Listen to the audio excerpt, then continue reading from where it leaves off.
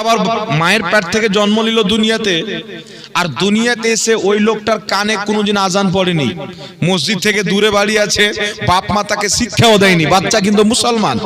তাহলে ওই বাচ্চাটা আজান কাকে বলে বুঝবে? আমাদের দিকে তো এমন হয়েছে যে আজান যখন হয় তো লোকজন মনে করে যে আমাদের গ্রামে দু চারটা লোক আছে, ওই চারটা লোককে ডাকছে মসজিদে, মনে করে না?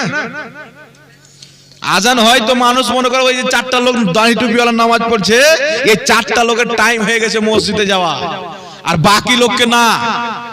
কিন্তু বিষয়টা এরকম না, আজান যখন পড়লো আমাদের সবাইকে ডাক দেয়, যারা যাচ্ছে তারা ভাগ্যবান, আর যারা বুঝতে পারে না, যাই না, তারাই তো জাহান্নামের ইন্ধন হবে, তারাই তো জাহান্নামের খোরাক হবে। তাই আল্লাহ তাবারাক ওয়া তাআলা ঈমানের পর আপনার প্রতি নামাজ ফরজ করেছেন। আপনি যদি এক টাইম না খান, নামাজ আপনাকে পড়তে হবে। আপনাকে আল্লাহ তাবারাক ওয়া তাআলা সৃষ্টি করেছেন তিন টাইমের খাবার না দিয়ে, আল্লাহ যদি দুই টাইমের দেয় তাতে আপনাকে আলহামদুলিল্লাহ পাঠ করতে হবে। দুই টাইমের না দিয়ে এক টাইমের খাবার যদি দেয় তাতে আপনাকে আল্লাহ শুকরিয়া আদায় করতে হবে। যদি একদিনও না দেয়, মাঝে মাঝে একদিন পর পর যদি আপনি খাবার পান, তাতে আল্লাহর শুকরিয়া আদায় করতে হবে। আর আল্লাহ তাবারাক ওয়া তাআলা আপনার প্রতি নামাজ পড়াকে অপরিহার্য করে দিয়েছেন, ফরজ করে দিয়েছেন। আপনি খান বা না খান, আপনি দেখতে পান বা না পান, আপনার ট্যাং হাত থাক বা না থাক, আপনি একজন মানুষ আছেন, আকিল বালিগ আছেন, আপনাকে নামাজ পড়তেই হবে। আপনার কোনো মাপ নাই, বলেন সুবহানাল্লাহ। আপনার কোনো ক্ষমা নাই। আপনি এটা মনে করিয়েন না বেটা মরবো তো দেখা যাবে। অনেক লোক চিন্তা করে, আরে বোকা 60 বছর হোক, এখন তো আমার চুল পাকেনি, এখন তো আমার দাড়ি পাকেনি, দাড়িটা পাকুক তারপর দেখা যাবে, চুলটা পাকুক তারপর দেখা যাবে। কেউ যে 60 বছর হোক, একটা লোককে বলছি যে বাবজি দাড়িটা ছাড়েন, আপনাকে মানাচ্ছে না, বড় বড় ছেলে হয়েছে, যে বেটা বড় হলে কি এখন যে বিয়ে দিনি, মানে বেটার বিয়ে দেবো তো বিশাল চিন্তা করে। বেটা যখন বলো বিয়ে দিল, বেটার আবার সাক্ষাৎ হলো, কই বাবজি বেটার তো বিয়ে দিয়েছেন, লাতি পোতা হোক, লাতি পোতা না হলে বুড়া হলাম নাকি? এর মানে বুড়ার উপরে কি ফরজ আছে দাড়ি ছাড়া জরুরি আছে? হ্যাঁ, বুড়ার উপরে নামাজ ফরজ আছে? কার উপরে ফরজ আছে? মুসলমানের উপরে ফরজ আছে। আর আপনি যদি বলেন যে আমি 60 বছর পরে বালিগ হচ্ছি, 60 বছর পরে বুড়া আপনার মুসলমান হচ্ছি, তাহলে 60 বছর পর আপনি নামাজ পড়বেন। কিন্তু কবে মুসলমান হচ্ছেন? আল্লাহ পাকের হাবিব বলছেন, একটা বাচ্চা যখন দুনিয়াতে জন্মগ্রহণ নেয়, ইহুদির বাড়ি হোক, খ্রিস্টানের বাড়ি হোক, নাসারার বাড়িতে হোক, বাচ্চা যখন জন্ম নেয় মুসলমান হয়ে জন্ম নেয়, বলেন সুবহানাল্লাহ। কোন হিন্দু হয়ে না, কোন ইহুদি হয়ে না, কোন নাসারা হয়ে না, একটা মুসলমান যখন জন্ম নেয়, একটা বাচ্চা যখন জন্ম নেয়, যার বাড়িতে হোক না কেন সে মুসলমান থাকে। কেন মুসলমান থাকে? আত্মার জগতে মহান রব্বুল আলামিন সকলের আত্মাকে একত্রিত করে আল্লাহ বলেছিলেন, বলো আমি কি তোমাদের রব না, আমি কি তোমাদের মাবুদ না? আমরা সবাই বলেছিলাম হিন্দুদের আত্মা, পাদ্রীদের আত্মা, খ্রিস্টানদের আত্মা, মুসলিমদের আত্মা, সবাই বলেছিল আল্লাহ অবশ্যই তুমি আমাদের রব, বলেন সুবহানাল্লাহ। তো আত্মার জগতে আমরা আল্লাহকে এক মেনে দুনিয়াতে এসেছি, এটা আলাদা বিষয়। রাসূল পাক বলছেন, ইহুদির বাড়িতে বাচ্চা হলো, ইহুদি কালচারে তাকে কালচারিত করা হলো।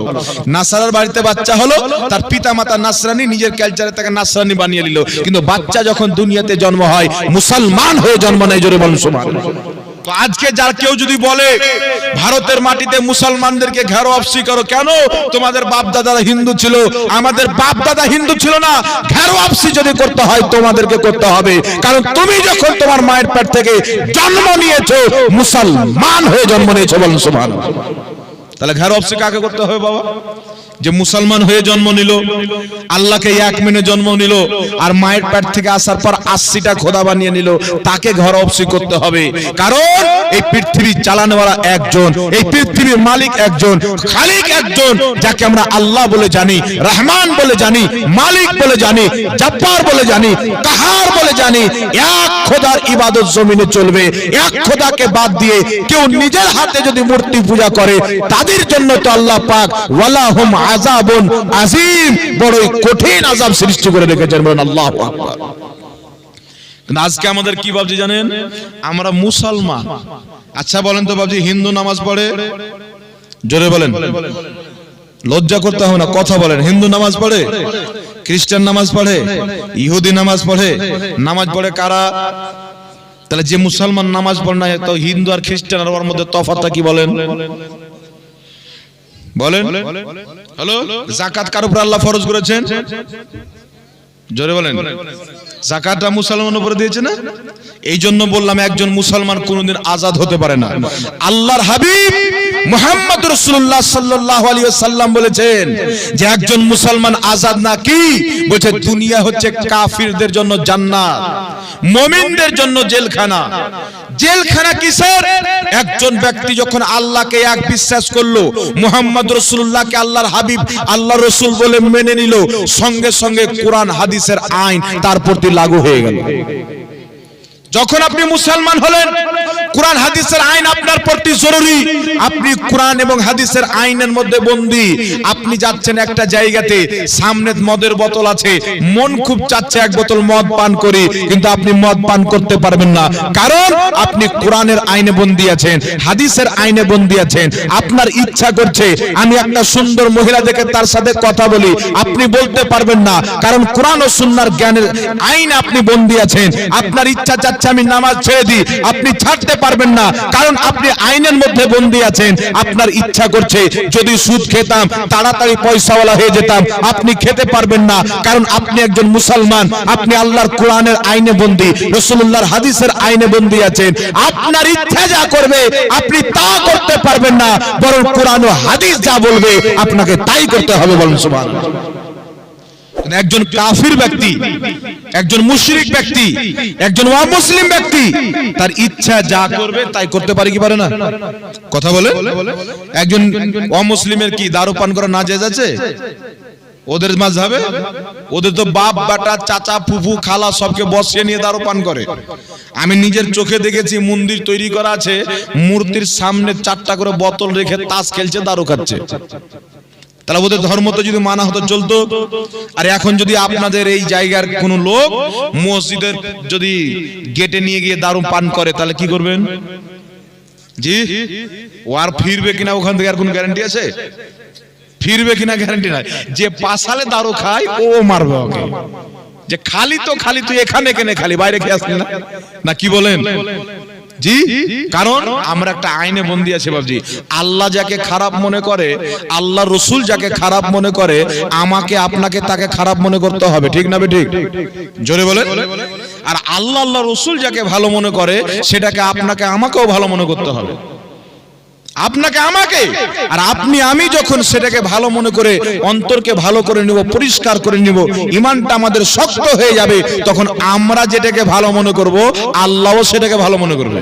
তাই আমার আপনার নবী সাল্লাল্লাহু আলাইহি সাল্লাম বলেছেন যে যেই কাজটিকে মুমিন পছন্দ করে সেই কাজটিকে আমার আল্লাহও পছন্দ করে। জোরে বলুন সুবহানাল্লাহ।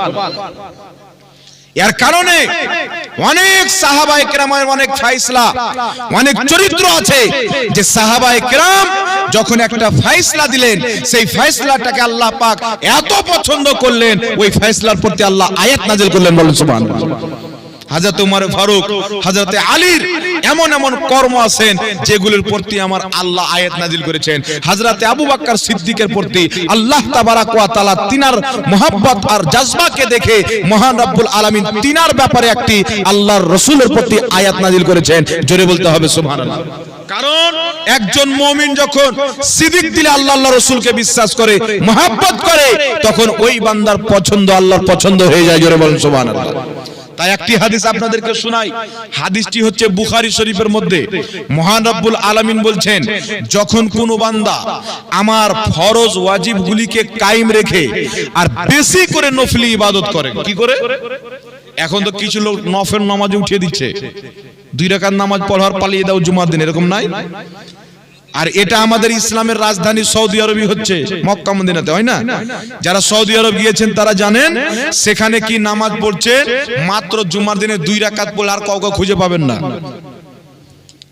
কি নাম? কিয়ামত নামটা লেখেন বাজি, পরে প্রচার করছি। 2 রাকাত নামাজ পড়লো পালিয়ে গেল। আমাদের দিকে অনেক লোক আছে, জুম্মার দিন আসলো কষ্ট করে, আপনার শনিবারে খবর নাই, রবিবারে খবর নাই, বুধবারে খবর নাই, আসলো কোন দিনে? জুমার দিনে। আর জুমার দিনে এসে 2 রাকাত পড়লো আর পালিয়ে গেল। এরকম লোক আছে না নাই? কিন্তু আপনাদেরকে আল্লাহর নবীর হাদিস শোনাচ্ছি বাবজি, শুনেন। আজকে আল্লাহ তাবারাক ওয়া তাআলার প্রিয় হাবিব সাল্লাল্লাহু আলাইহি ওয়াসাল্লাম বুখারী শরীফের হাদিসের মধ্যে বলেছেন যে আল্লাহ পাক বলেন, যখন আমার কোন বান্দা ফরজকে কায়েম রেখে, ওয়াজিবগুলিকে কায়েম রেখে বেশি করে আমার নফলি ইবাদত করে, আমি আল্লাহ তাকে নিজের বন্ধু বানিয়ে দিই। জোরে বলেন সুবহানাল্লাহ। যখন আমার বন্ধু বানিয়ে দিই, আমার ওলি বানিয়ে দিই, আল্লাহ বলছেন আমি তার কান হয়ে যাই, আমি তার চোখ হয়ে যাই, আমি তার মুখ হয়ে যাই, আমি তার হাত হয়ে যাই, আমি তার পাও হয়ে যাই। কেন? তখন ওই বান্দা জবান দিয়ে যা বলে আমার আল্লাহ সেটাই করে দেয়। জোরে বলেন সুবহানাল্লাহ। তাই ইবনে মাজাহ শরীফের মধ্যে হাদিস, রাসূল পাক সাল্লাল্লাহু আলাইহি সাল্লাম বলেন, আল্লাহ পাকের কিছু এমন বান্দা থাকে, ফাটা পুরাতন কাপড় পরে থাকে, ফাটা পুরানা লেবাস পরে থাকে, মানুষ তাকে দেখে পাগল মনে করে, কিন্তু তার মর্যাদা, তার সম্মান আল্লাহর দরবারে এত, আল্লাহর নবী বলছেন ওই বান্দা আল্লাহর দরবারে যেটাই বলে আমার আল্লাহ সেটাই করে।